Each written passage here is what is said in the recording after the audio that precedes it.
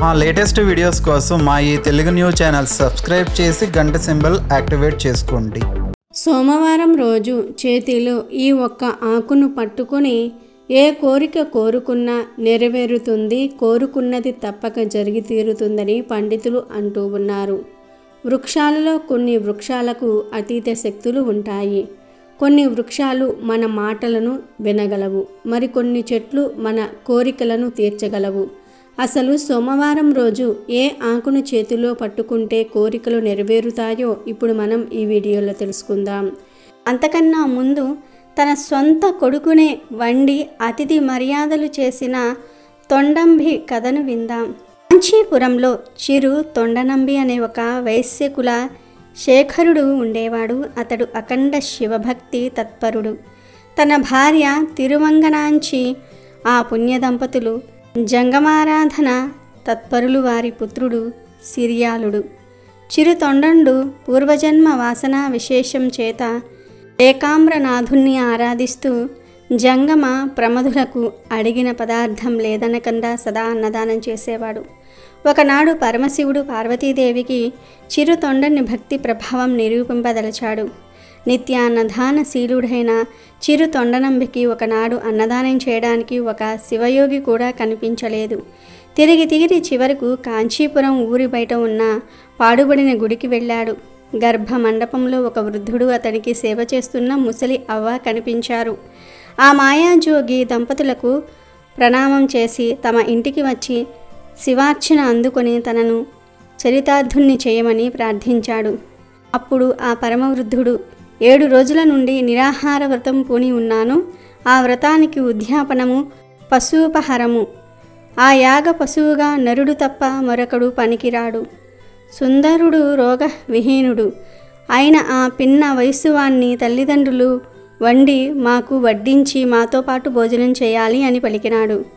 ఆ మాటలు విన్న చిరు తొండండు ఇంటికి వెళ్ళి విషయమంతా భార్యకు చెప్పాడు.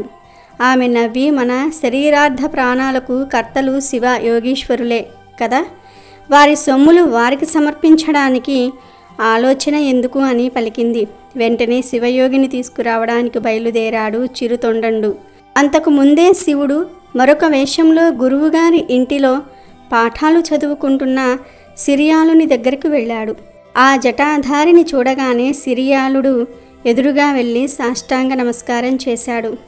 భక్తి తాత్పర్యంతో నమస్కరిస్తూ నిల్చున్న సిరియాలునితో ఆ జటాధారి, నాయనా, నీ తండ్రి చిరు తొండంబి నిన్ను చంపి ఒక నిర్భాగ్యుడైన శివయోగికి ఆహారంగా పెట్టబోతున్నాడు. కడుపున పుట్టిన కుమారుణ్ణి మెడ కోసి చంపి యోగులకు పెట్టే క్రూరుడు ఈ లోకంలో ఎక్కడైనా ఉంటాడా? స్నేహశీలిని కాబట్టి ఈ విషయం నీకు చెప్పడానికై వచ్చాను. బ్రతికి ఉంటే బలిసాకైనా సరే తినవచ్చు, నీ ప్రాణాలు కాపాడుకో అన్నాడు. కుమార సిరియాలుడు చెవులు మూసుకొని, మహానుభావ, నీవీ రకంగా మాట్లాడడం అన్యాయమా? ఇతరుల కోసమే శరీరమును ధనమును వ్యయం చేయటం కంటే ఈ జన్మకు సార్థక్యత ఏముంటున్నది అన్నాడు.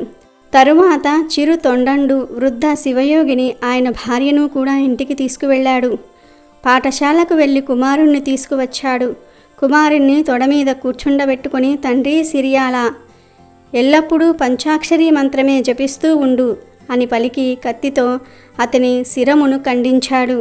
ఒక్క వేటుతో కింద పడిపోయిన సిరియాలుని శిరస్సు నమశివాయ, ఓం నమశివాయ అనే మంత్రం పఠిస్తున్నది.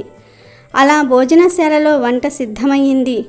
అమృతాహారం ఆరగించవలసినదిగా నమస్కరించారు నంబి దంపతులు. నాకు మరొక నియమం ఉన్నది. మగబిడ్డ లేని నిర్భాగ్యుని ఇంట్లో భోజనం చేయకూడదు. నీ కుమారుణ్ణి పిలువు అన్నాడు మాయా జంగముడు. స్వామి, ముందే ఆ విషయం చెప్పి ఉంటే నా కుమారుణ్ణి పిలిచేవాణ్ణి. ఇప్పుడు వాడెక్కడికి పోయినాడో ఆడుకోవడానికి అన్నాడు నంబి. అప్పుడు వృద్ధ దంపతులు నంబి భార్యను ఎలుగెత్తి కుమారుణ్ణి పిలవమన్నారు. వెంటనే రారా రారా కుమారా అని దిక్కులు ప్రతిధ్వనించేటట్లు పిలిచింది ఆ తల్లి. మరుక్షణమే ఆకులలో ఉన్న శాఖ పాకాల నుంచి సిరియాల కుమారుడు వారి ముందు నిలిచాడు. పరమశివుడు భస్మదేహంతో నాగాలంకార భూషితుడై అర్ధచంద్రాకృతితో సాక్షాత్కరించి శరీరములతో కైలాసానికి రమ్మని వారిని ఆహ్వానించాడు. అంతటా చిరుతొండండు, స్వామి నీ దయ వల్ల 1000 గోత్రములకు చెందిన మా వైశ్యులందరూ కూడా ఈ కంచి పట్టణంలో ఈశ్వరారాధన చేస్తూ ఉన్నారు. వారినందరినీ వీడి నేనొక్కడినే రాలేను. ఇంతమందిని కైలాసానికి రమ్మంటే వస్తాను అన్నాడు. శంభుడు కరుణించి కంచిలో ఉన్న వైశ్యులందరినీ కైలాసానికి వచ్చేటట్లుగా వరం ప్రసాదించాడు. కన్న కుమారుణ్ణి కూడా బలి చేయడానికి వెనుదియ్యకుండా తనతో పాటు స్వజనానికి కూడా మోక్షం ఇప్పించిన చిరుతొండ నంబి పరోపకారార్థమై తన శరీరమే దానమిచ్చేసిన సిరియాలుడు శైవ భక్తులలో అగ్రగణ్యులు. ఇక వీడియోలోకి వస్తే, సోమవారం అనేది పరమేశ్వరుడికి ఎంతో ఇష్టమైన రోజు. ఈ రోజు శివుణ్ణి నిష్టగా కొలుచుకోవాలి, భక్తి శ్రద్ధలతో ఆరాధించుకోవాలి. వృక్షాలలో జీవం ఉంటుందనే విషయం అందరికీ తెలుసు. తాను వృక్షాలలో రావిణి అని సాక్షాత్తు శ్రీకృష్ణ భగవానుడే చెప్పాడు. ప్రకృతిలో భాగమైన చెట్లకు అతీత శక్తులు ఉంటాయి. చెట్ల నుండి వచ్చే ఆకులు, పువ్వులు, కాయలు, పండ్లు, చెక్కలు ఇలా ప్రతిదీ కూడా మానవుడికి ఎంతగానో ఉపయోగపడుతూ ఉంటాయి. అయితే కొన్ని చెట్లకు ప్రత్యేక శక్తులు ఉంటాయని శాస్త్రాలు చెప్తూ ఉన్నాయి. ప్రత్యేకించి సోమవారం రోజు బిల్వ వృక్షానికి అంటే మారేడు చెట్టుకి ఎంతో శక్తి పెరుగుతుంది. సోమవారం రోజు తీరని కోరికలు ఉన్నవారు ఉదయం ఒక మారేడు చెట్టు దగ్గరకు వెళ్ళి ఫ్రెష్గా ఒక మారేడు ఆకును కోసి మీ చేతిలో పట్టుకొని 11 సార్లు మీ కోరికను చెప్పుకోండి. ఈ మారేడు ఆకును ఆ రోజంతా కూడా మీతో పాటే ఉంచుకొని సోమవారం సాయంత్రం ప్రదోష కాలంలో శివపూజ చేసి శివునికి ఈ ఒక్క ఆకును సమర్పించండి. ఇంట్లో శివలింగం ఉంటే శివలింగానికి లేదా శివుడి ఫోటోకి పూజ చేసి ఈ మారేడు ఆకు సమర్పించి మరొక్కసారి మీ కోరికను చెప్పుకోండి. అంతే. ఇలా చేస్తే తప్పకుండా మీకు ఉన్న కోరిక అనేది నెరవేరుతుంది. శివుని అనుగ్రహంతో సకల ఐశ్వర్యాలు సిద్ధిస్తాయి. గుర్తుపెట్టుకోండి, ప్రదోషకాలంలో ఇప్పుడు మనం చెప్పుకున్న విధంగా చెయ్యాలి. అదేవిధంగా ప్రదోష కాలంలో శివుడికి పెట్టే దీపం అనంతమైన ఐశ్వర్యాన్ని ఇస్తుందని, తరతరాలకు తరగని సిరి సంపదలను ఇస్తుందని మన పెద్దలు చెప్తూ ఉన్నారు. కాబట్టి సోమవారం రోజు ప్రదోష కాలంలో శివుడికి మారేడు దళాన్ని సమర్పించి ఆ మారేడు ఆకుపై దీపం వెలిగించినట్లయితే, అది కూడా ప్రదోష సమయంలో శివుడికి ఎంతో ఇష్టమైన ఈ ప్రదోష సమయంలో వెలిగించి మీ కోరికను చెప్పుకున్నట్లయితే ఆ కోరిక ఖచ్చితంగా తీరుతుంది. మీకు సిరి సంపదలు, భోగభాగ్యాలు కలుగుతాయని పెద్దలు చెప్తూ ఉన్నారు. కాబట్టి మీరు కూడా సోమవారం రోజు ఈ విధంగా చేసి కోరికలను నెరవేర్చుకుని సంతోషంగా జీవించండి. సోమవారం రోజు శివుడికి అన్నంతో చేసే ఈ ఒక్క నైవేద్యం పెడితే చాలు, మరుసటి రోజుకే శివుడి అనుగ్రహం కలిగి మీకు ఉన్న కష్టాలు తొలగి మీ జీవితం మారిపోతుందని పెద్దలు అంటూ ఉన్నారు. చాలామంది ఐశ్వర్యం కావాలని, తమకు ఉన్న సమస్యలు పోవాలని కోరుకుంటూ ఉంటారు. అలాంటి కోరిక ఉన్నవారు ప్రతి సోమవారం నాడు శివుడు ముందు ఈ నైవేద్యం పెడితే మీ జీవితం ఖచ్చితంగా మారిపోతుంది.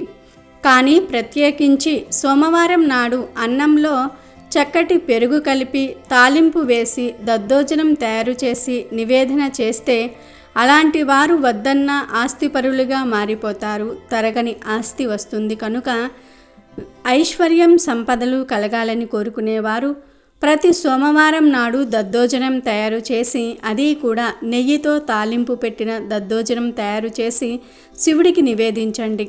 చక్కటి సంపదలను పొందండి.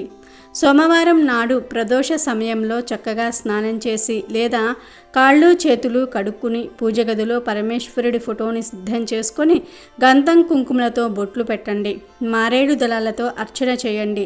శివలింగం ఉంటే అభిషేకం చేయండి. దద్దోజనాన్ని మర్చిపోకుండా నైవేద్యంగా పెట్టండి. శివుడికి ప్రత్యేక సందర్భాలలో ప్రత్యేక నైవేద్యాలు సమర్పిస్తే ఐశ్వర్యం లభిస్తుంది. శివరాత్రి నాడు పాయసం నివేదన చేస్తే శివుడికి చాలా ఇష్టం. పర్వదినాలలో అంటే మాస శివరాత్రి, కార్తీక మాసాల్లో శివరాత్రి సమయాల్లో శివుడికి పులిహోర, పాయసం, దద్దోజనం ఈ 3 అన్నాలు కూడా నివేదన చేస్తే ఈశ్వర అనుగ్రహం చాలా తొందరగా పొందుతాము. శివుడికి ఎప్పుడూ కూడా ఉట్టి నువ్వులను నివేదన చేయకూడదు. నువ్వులను బెల్లంతో కలిపి చిమ్మిలి చేసి నివేదించవచ్చు. కేవలం నువ్వులు మాత్రం ఎప్పుడూ కూడా నివేదనగా పెట్టకూడదు. అలాగే వండని వాటిల్లో కొబ్బరికాయ, ఎండు ఖర్జూరం, ఎండు ద్రాక్ష ఇవి కూడా శివుడికి చాలా ఇష్టం. కానీ సోమవారం నాడు మాత్రం తప్పక ఈశ్వర ప్రీతి కోసం దద్దోజనం నివేదన చేస్తే అనుకున్న కోరికలన్నీ కూడా తీరుతాయి, ఐశ్వర్యం సిద్ధిస్తుంది.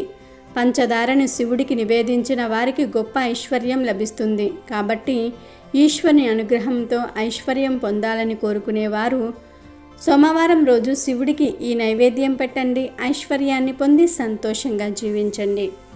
అమెజాన్లో బెస్ట్ డిస్కౌంట్స్ కోసం వీడియో డిస్క్రిప్షన్లో లింకు ఉంది, చూడండి. అలాగే మా టెలిగ్రామ్ ఛానల్ సబ్స్క్రైబ్ చేసుకోండి.